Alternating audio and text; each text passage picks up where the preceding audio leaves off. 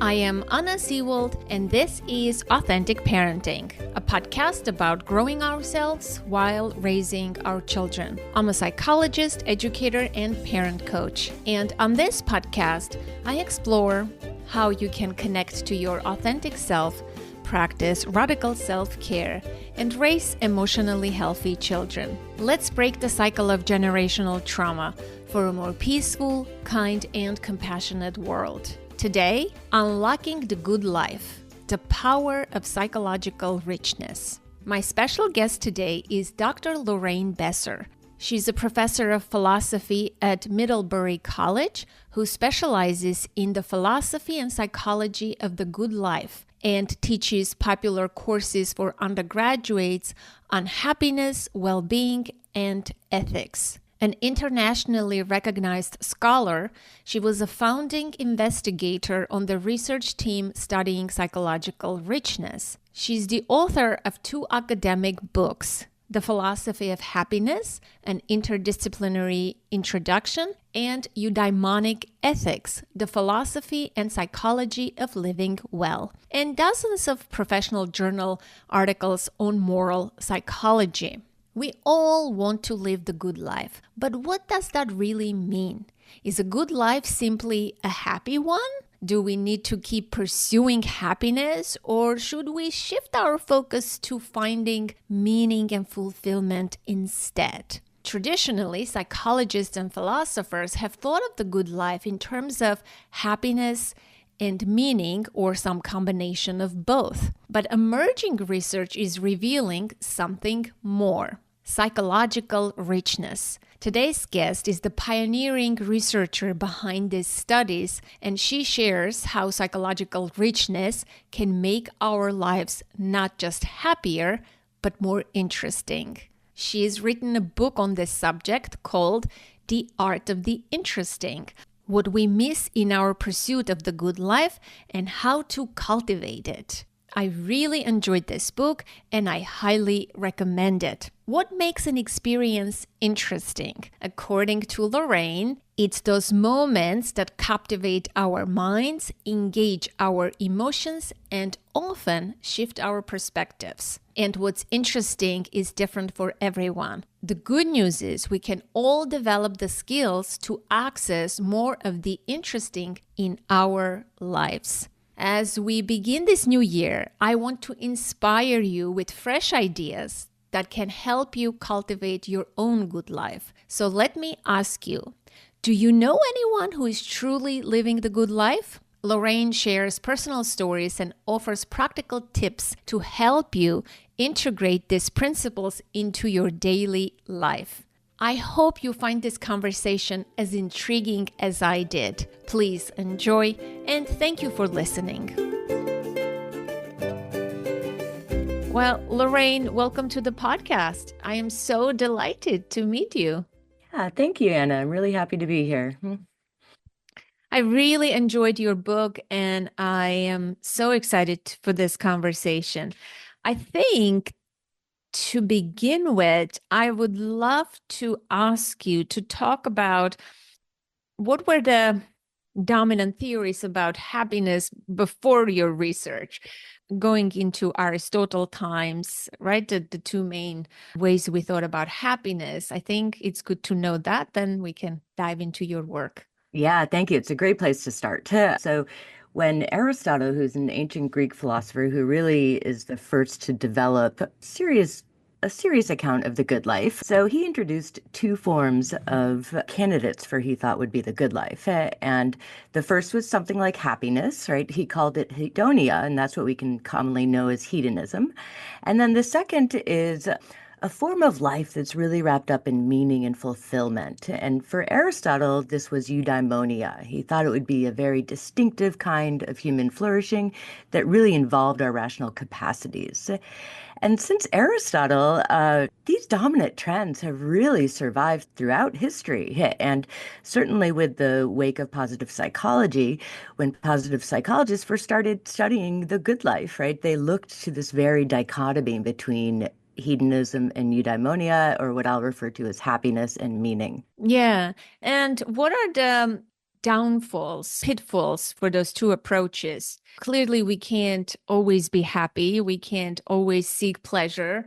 That would be pretty boring, but I bet there are other things than that you can elaborate on. Yeah, thanks. I think there are real limits to both of these forms of good life, which is why I essentially advocate for three dimensions of the good life. And so we can start with happiness. And as you said, happiness is really distinctive by our feelings of pleasure and positive affect.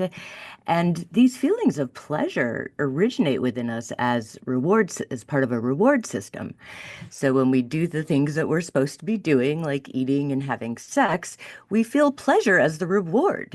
And in order to function as a reward, though, it's got to go away. And so the way our systems are built is that the experiences that we can have of really robust happiness and pleasure are just going to be limited in their duration. And I think this is something we all might intuitively know.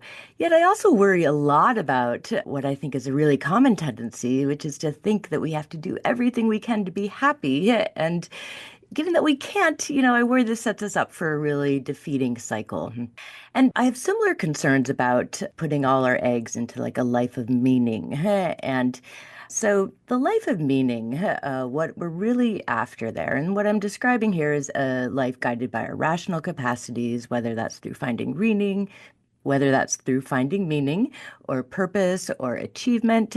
And what happens when we go after those things? And they're all really good things to go after. But what happens when we go after those things exclusively is that we really end up narrowing our focus, right? We're interested in what we need to do to get ahead, and anything else that either interferes with it is bad, or if it doesn't interfere with it, just has nothing to do with it, then we don't pay attention to it. And so we limit our focus a lot in the pursuit of meaning. And we make a lot of sacrifices. I'm sure all working people are familiar with this, right? We make a lot of sacrifices along the way. Yet at the end of the day, what turns out to happen when we reach our goals is nothing. And this is psychologists describe this in terms of the arrival fallacy, right? We think as we're working, we think it's going to be so great to finish this project, to achieve this goal. And then when we get there, right, most of us are really left with a form of emptiness, right? It feels like we've just waited for this big thing to happen, that it doesn't. I think for these reasons, it really makes sense to go for different good things in life. And in particular, our new research is showing the importance of living a psychologically rich life. Yeah, I recently interviewed another author. It just clicked for me when you said that. She does talk about when we reach and pursue our goals, there is that emptiness, right? Before the next achievement, before the next goal. She calls that in between space, wonder hell. And she's a motivational That's speaker, yeah, perfect. not a Yeah. scientist, but she wrote a book about that space that is filled with intimidation, emptiness, yet also excitement because what's to come. But then we're wrapped up in that cycle of achieving, pursuing, planning, right? And that's not the happy life necessarily, right? Very seldom we derive happiness from that. We can't also pursue the pleasure path. And so, what is there, right? What is there? So, psychological richness, which is a term I truly admire. It's such a all-encompassing, rich term. So you're not denying value of meaning and pleasure, but you are adding the psychological richness as the third leg of the stool. So what is psychological richness? Yeah, thank you. So psychological richness describes the impact that a particular set of experiences have upon our mind. So experiences that tend to be complex, challenging, or even novel have stimulate our minds to engage in a very robust way. And the state of psychological richness that we're after is this state where you are experiencing this deep form of cognitive engagement, and that's marked and really characterized by the experience of new thoughts and new emotions. And so when we're having a psychologically rich experience, right, we don't really know what we're going to be thinking or how we're going to be feeling, right? But we're going along with the kind of trajectories of our mind and we're letting ourselves feel and think. And what tends to happen, what we know about these kinds of experiences, is that after we have them, they shift our perspective, right? Just a little bit, right? But over time, when we keep engaging in these kind of ways, right, we really find the benefits of having these kinds of experiences and ways in which they contribute to our good lives. So psychological richness has three components, I guess: novelty, challenge, and complexity.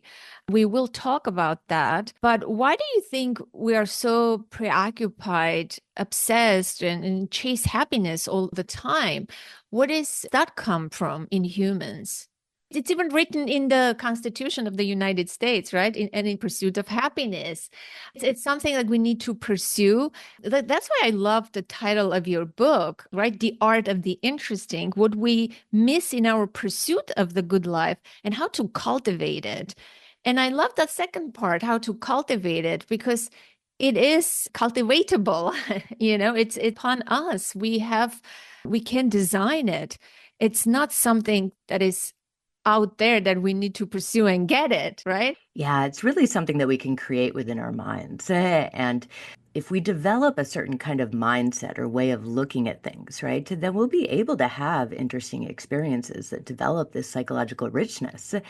And I think that's among the many advantages or the highlights of this research. I mean, I think that's really most significant.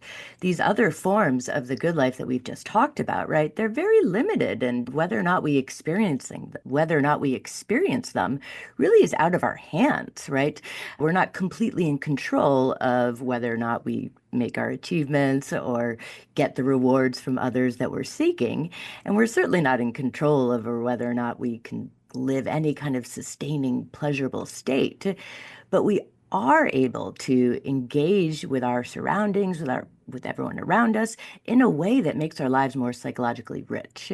So, but pleasure basically is sensory based predominantly, I guess. Meaning is more rational, cognition based. And so psychological rich experience also involves sensory, cognitive, and emotions, right? Yeah, absolutely. And the extent to which, psychological richness, as we can say, it's really happening within our minds. And it's certainly the product of many senses and our different ways in which we are connected to the world. But what's happening in the psychological richness, right, is that we're activating an area of our mind that often tends to get neglected. So we tend to think, when we think about our minds, we think about this rational planning, pursuing, goal-seeking side.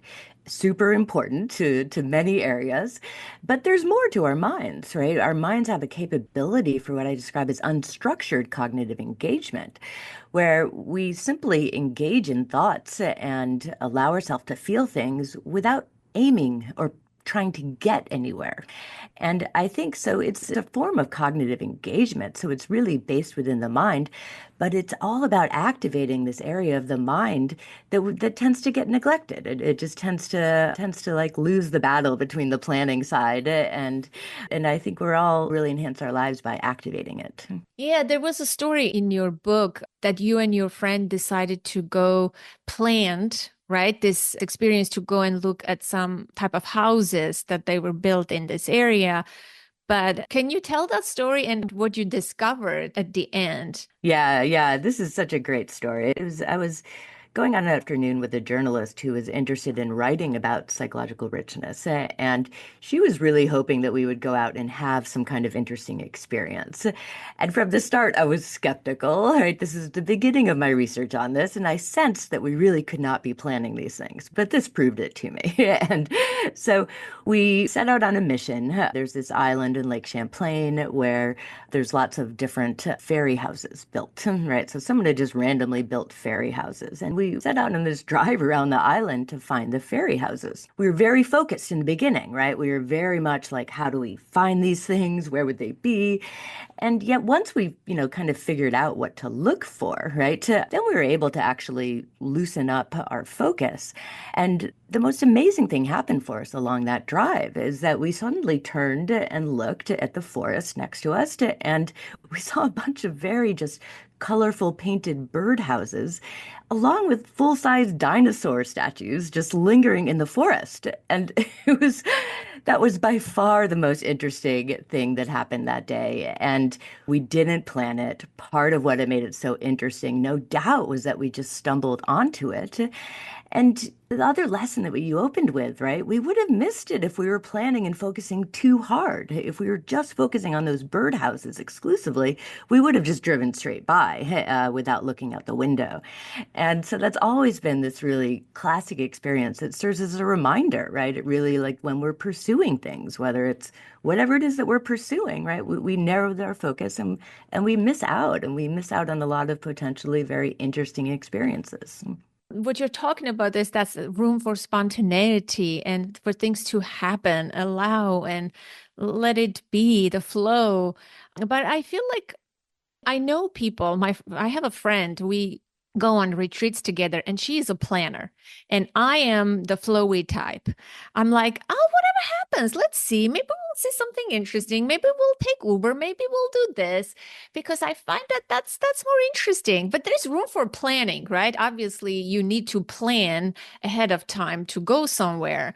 But if you're too, strict about your plans and expectations, then you're not going to find the interesting and find the benefits that come from it. And, then there's more room for disappointment. I feel like when you plan and you want things to go a certain way, whether that's a vacation or a dinner, you always end up feeling unhappy because it never goes according to plan. Yeah, yeah. I think about that in terms of like a yardstick. Any plan just sets up a yardstick from which you measure like how far along you are and how exciting it should be at that moment. And sometimes it is, right? But as once we build expectations, then they can often be disappointed. So in many areas, we're better off just not expecting things. And as you said, though, it can be hard, right? I mean, we need to plan. And I think the message here is that we need to leave room for all of it, right? We need, in certain areas of our lives, we certainly do need to plan. And in other areas, though, we're better off not, or at least moving to a state where we loosen the grip that plans have on us. Yeah, yeah. I also kept thinking about certain type of people that I know very closely who are not open to novelty, change, or they don't want to take on challenges. They just love their comfort zone. I know some people like that. And I was wondering, and you wrote about safety, feeling safe. That's a prerequisite, right? You need to be feeling safe in yourself or in the environment to let your mind wander and explore and find interesting things. If you're constantly stressed, in that overwhelmed state of being, you miss a lot of interesting things. Yeah, absolutely. And one of the things about interesting experiences is that they're all very unique and specific to the individual, right? There's nothing one thing that everyone is going to find interesting. And I think one advantage of this is that when it comes to questions of comfort zones and what it takes to have an interesting experience, right? It's all about where your comfort zone is and learning to push out the boundaries of your comfort zone. And depending on where we're coming from, that can be really hard. And it might take real kind of baby steps to really kind of push out and just do something different. And bit by bit, wherever your boundaries of that comfort zone are, you can push away from them. And yet, the really important thing is to figure out where your comfort zone is, right? And where those boundaries are for you. Because what we're after is, again, novelty, complexity, challenge.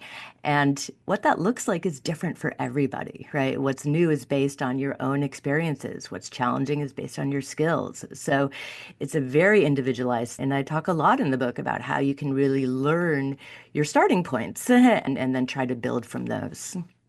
Yeah, by reading your book, I learned a lot about you. And I was so surprised that you do all those adventurous things that I can never dare to do. Snorkeling and skydiving, not skydiving maybe, but all those adventurous things that you do, skiing, and that would never be my interesting. But it made me think a lot about my own comfort zone and my own interests and how you can make the ordinary in your life a little more novel, right? You can incorporate. So what I took away from your book was novelty. There's two sort of prongs. You can find it or you can create it. Either it's there that you are looking differently or you create it. There was this list in the book of probably 10 items, what's engaging you today. Can we perhaps read them and see what resonates with you and what resonates with me, just to illustrate that the interesting for people is always different? Yeah, please, please. So, number one, Hawaii has the most beautiful rainbows. It's okay, Yeah, right? How yeah, is it for you? Same? yeah. It doesn't really spark me right now. Okay. Lemons float, but limes sink. My mind goes, really? Wow, I want to go to the kitchen and try this. It really sparked my interest. Yeah, for me, for sure, the first time I started thinking about it. And I think I've thought a lot about this one and kind of figured it out. And so a little less novel for me in the moment. Yeah. Mount Everest is taller now than it used to be. Wow, this sparked my interest too, really big time. It was very interesting. Let's do another one. Steve Martin was a philosophy major. Okay. It's just a fact for me. Yeah, yeah. It's an exciting fact for me as a philosopher, but but yes, yes. And let's do the last one. The circulatory system of a human being is more than 60,000 miles long. That piques my interest, but not like in the lime and lemon situation. That's the one that gets me every single time. I just can't even imagine it, right? I can't wrap my head around how something could be that long. And one of the things that I do, I develop that list as a way for readers to really learn that spark, right? And to develop a sense of how it feels inside when interesting is kicking in. And one of the things that I often do when I have this spark of something that I'm just find out and I'm like, oh, that's super interesting. I don't Google about it. I don't do the research that would actually answer these questions, explain to me why limes sink first, and because that would kind of end the intrigue. And so I'm going to stay with that circulatory system. That's the one that consistently really, really sparks me, and I find it amazing to think about. And I'm sure there's an explanation that'll kind of take away the mystery, but I don't need it. I'm just going to be intrigued by it. Are you looking for personalized support on your parenting journey? I offer one-on-one coaching tailored to your needs, including court-ordered parenting classes and co-parenting counseling. These services are available to anyone, no matter where you live, whether in the United States or abroad. As a special thank you to my listeners, you can enjoy 10% off all coaching packages. Visit authenticparenting.com to learn more about my services and how we can work together to achieve your parenting goals. So how can we cultivate this openness to seeking or finding and seeing the interesting in our day-to-day life? And you do talk about in your book that it doesn't have to be like a skydiving experience. And I'll ask you a question about the contrast between those. But where can we start? Yeah, we can start in our everyday lives. We can start right now. We can start on our way home from work. Take a different route, right? Look out the window, see what's going on. We can wear something different that we don't normally do, right? We can choose a different color pen to write with, right? All of these ways are very small ways to introduce novelty in our lives, but they add up. And we can also discover novelty, right? Simply by really noticing things. When we tend to be in the same places and take the same routes, we stop noticing things at a certain point. But we can be in the same place we've been habitated for a very long time and just look out and notice something new. And that's the first start, right? Is to bring to your awareness something that's new. And that doesn't have to mean it is newly on the, in your room or something like that, but it's just all about bringing to your awareness something that's new. Maybe this explains that I love rearranging furniture and books and home plants and things like that in my environment a lot. I am known to do this since I was a kid. Maybe I like the novelty of a room, right? Of my environment. I love it. I'll share with you that right before I got on this phone call, I rearranged my office and I'm still not quite happy with it, but yeah, it makes a big difference, right? Stepping into a different place and it helps. And it's these little tweaks that we can do. And that's what I think is really neat. We enhance our lives without having to really radically change them. And that's distinctive about psychological richness. Do all three components are need to be present? Can it just be novelty, or the complexity and the challenge also have to be present? Yeah, no, it can be any of those, and it could possibly be more. Essentially, the things that are correlated with psychological richness are things that really prompt your mind to engage. And so, when you're faced with something really complex, your mind, we don't know what to do with it. We have to think about it. We have to figure it out. And same thing with challenging experiences and novel ones. That's what they're sharing in common, that they are really placing you in a position where your mind is forced to engage automatically, as it were, right? Because of this newness or the complexity or the hard or the difficultiness. That being said, right, these things are prompts, right? Novelty, challenge, these things are excellent prompts. But we can create psychologically rich experiences without the prompt. We can just simply start the engagement ourselves by being very curious. And so if we bring our curiosity to the table, then we're actually stimulating our mind in a way that novelty does and these other well-known correlates are. We don't have to have those things in order to have a psychologically rich experience. And I think we can get them really by being open to experiences and by being curious and by being a little creative and connecting new thoughts in our mind. It's openness is one of the five personality traits, right? Do you think people who are not so open-minded, can they cultivate and become more open to experiences, to novelty and all of that? Yeah, of course, absolutely. And it goes back, we're all starting from a different place. And the degree to openness that we currently have is really just a product of largely about how we've been raised and the kinds of experiences we were introduced to or not as we've grown up. Yet, even if you find yourself very low in openness to experience, right? So you're not going to jump out of a plane or anything like that. You don't have to do that, right? But what you can do is just start to really kind of push your boundaries of openness. And so if you are someone who is who hadn't tried a lot of different cuisines in your life, right? And so you have a very limited kind of taste, you can easily push that out very smallly, right? By just, getting out there and just having something new or having your favorite ingredients in a different way, right? All of these things are going to create and generate kind of engagement that we're looking for, and they'll help you push your boundaries. It's really, for a long time, we did think that these personality traits were fixed and you either had it or you didn't, but they're not fixed. And so I think we can all enhance our openness to experiences simply by trying new experiences. And what that looks like for each of us is going to be different depending on our starting points. Can you talk about the role of solitude? I really enjoyed reading about it because I really derive a lot of joy and meaning and happiness, I guess, from solitary activities, being in solitude. But I know not many people like that. They find that uncomfortable, in fact, right?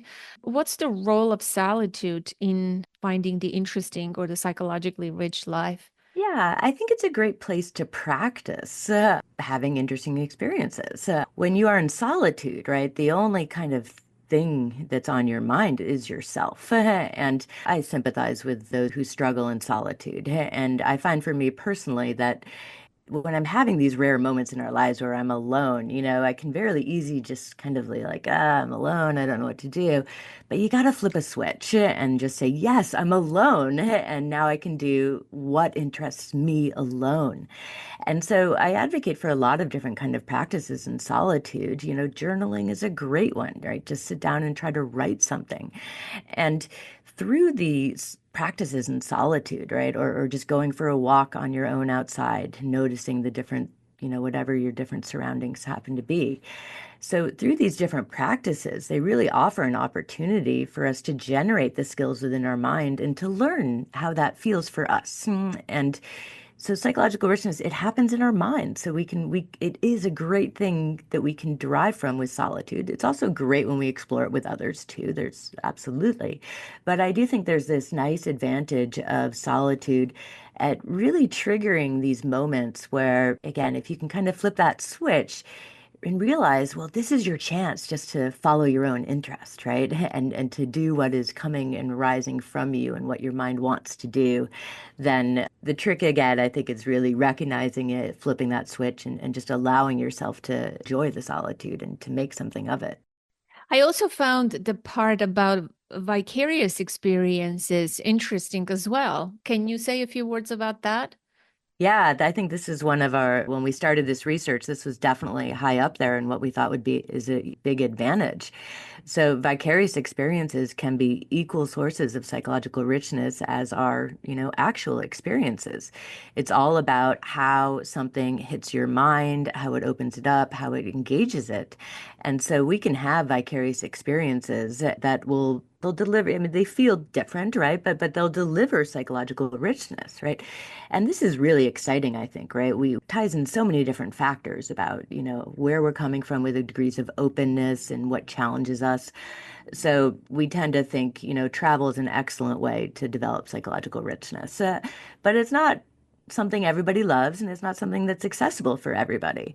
And yet we can derive the same similar benefits from as we do from travel simply by really engaging in documentaries about other cultures, reading books about different times and places. These are all great sources to stimulate your mind without having to, have the resources to go somewhere or the time or the desire to go places. We can build this is another great way to build our openness, right? Just start reading books about different people and different experiences, and those will become psychologically rich, and you'll end up, these will end up shifting your perspective. That's what these experiences do. And they'll end up, I think, pushing you a little farther along on the line of openness. Throughout your research, can it be measured? Let's say someone who is cultivating psychological richness before and after. Have you done such work? Is it possible to see how much someone can enhance their life and cultivate it? Yeah, so we haven't. This research is really new, and that kind of research involves these longitudinal studies right across time. So we really haven't gotten the concrete facts, but it's very intuitive. I think that we can start. Like once you begin on a certain path and do it slowly or the way it works for you, right? We always want to be careful about, putting ourselves in situations that are too challenging or too complex, right, for us to really engage with them.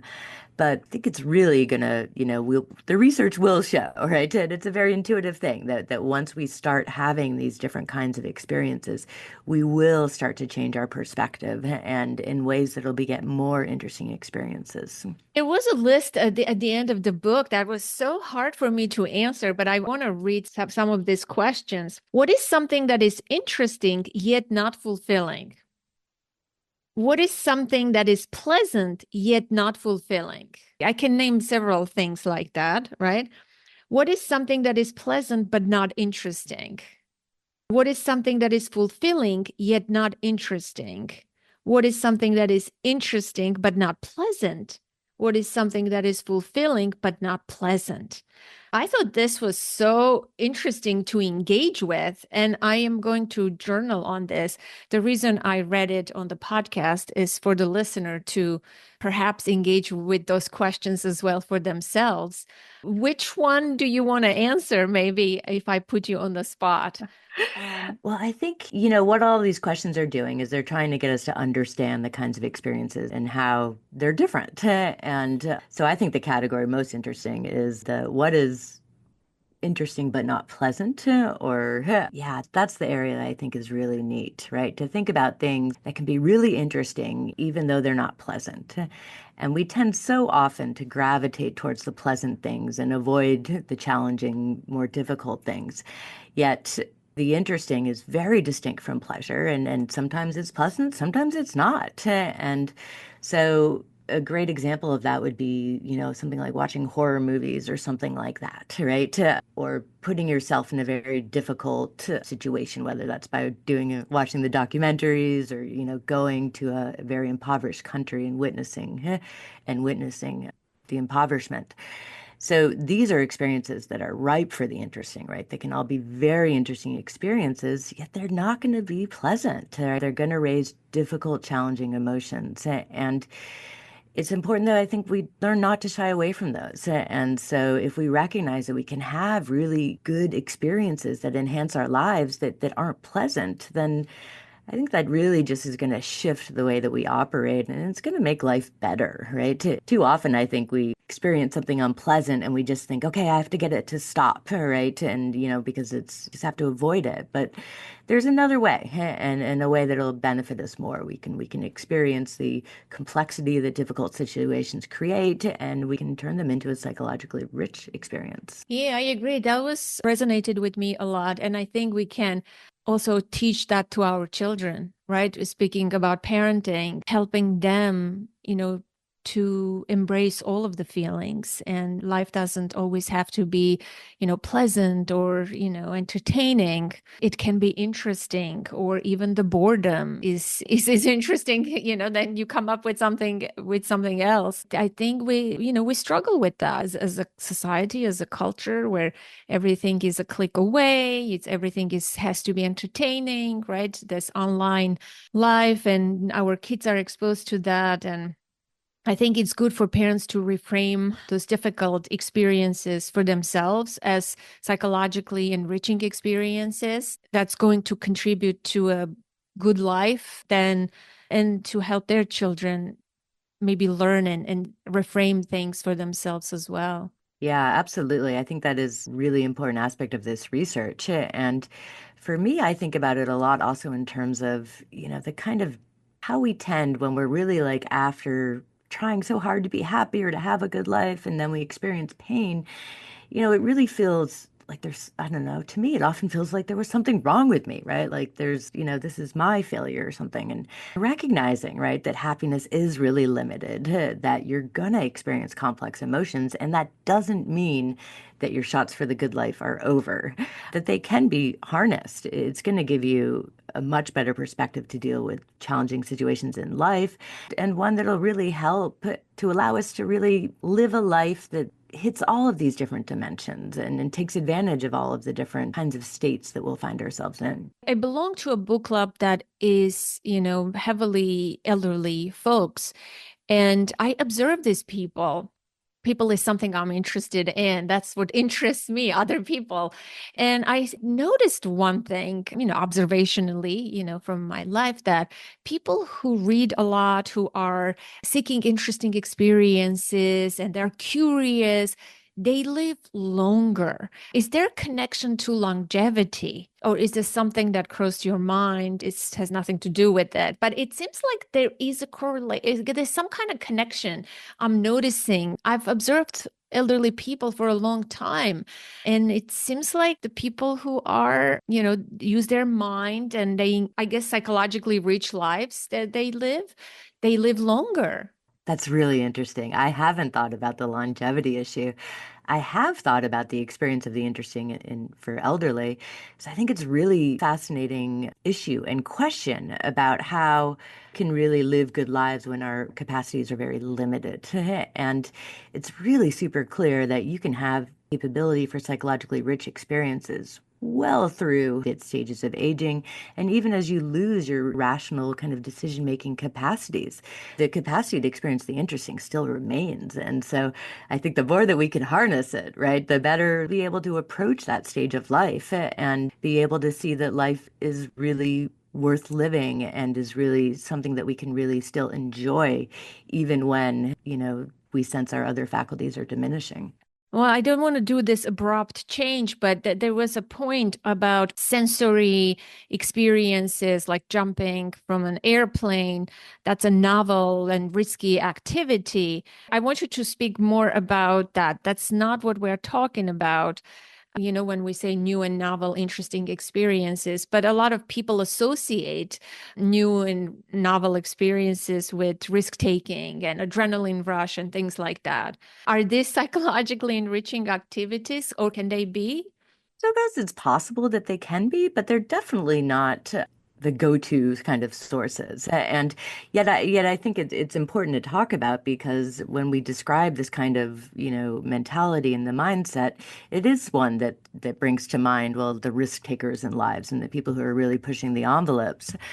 But I think, it's really important to realize that risk taking is it's really more accurately called sensation seeking. So what we're doing when we're really taking those risks is like we're seeking a really high degree of sensation. We're seeking that adrenaline rush.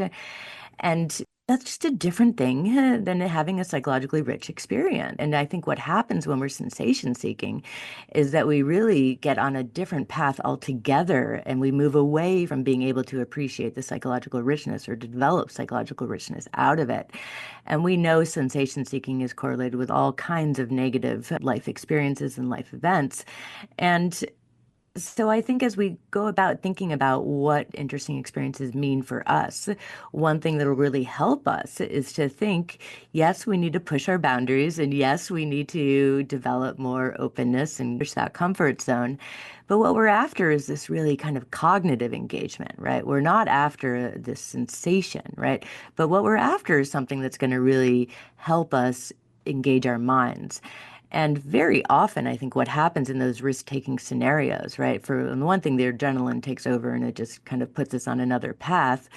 But in other situations, right, it becomes so dangerous that your fight or flight system operates, and that just closes off the possibilities of psychological richness. That's like, get out of here now. And that's all you can think about.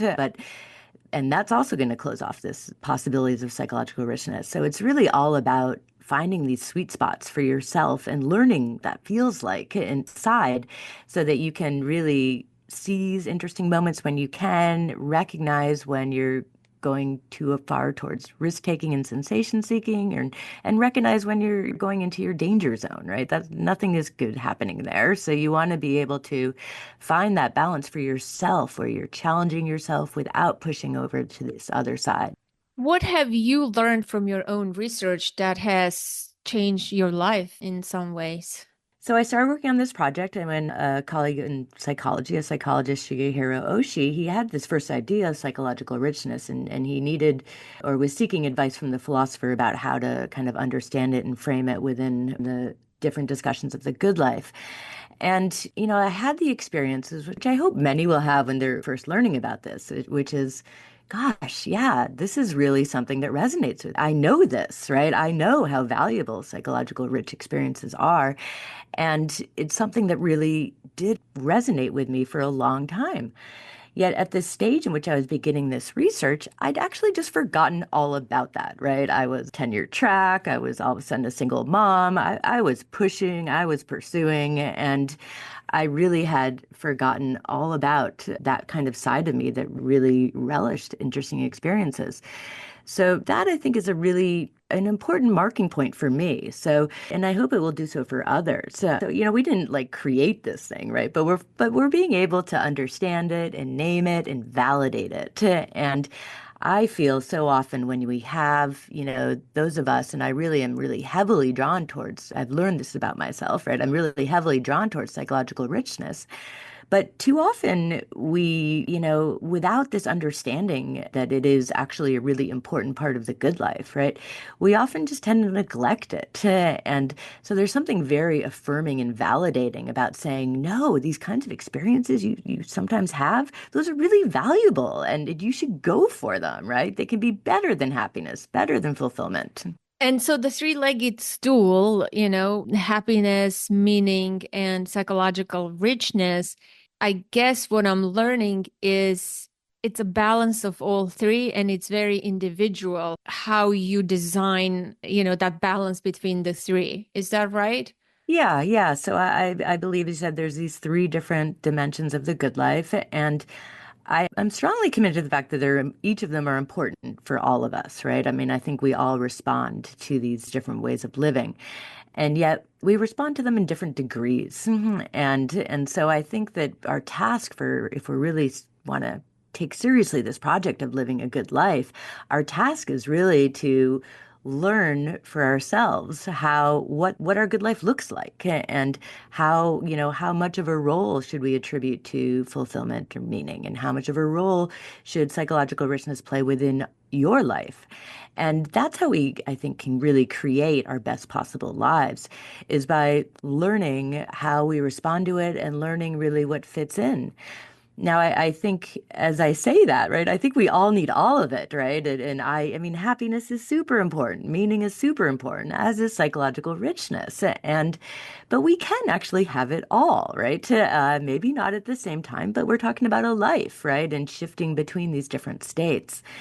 So, what I'm encouraging everyone to be doing is to really kind of learning about psychological richness, learning the extent to which it really resonates with them, and finding space for it in their lives. And that will look different for everybody, but I think we all should have space for it in our lives. Yes, I agree.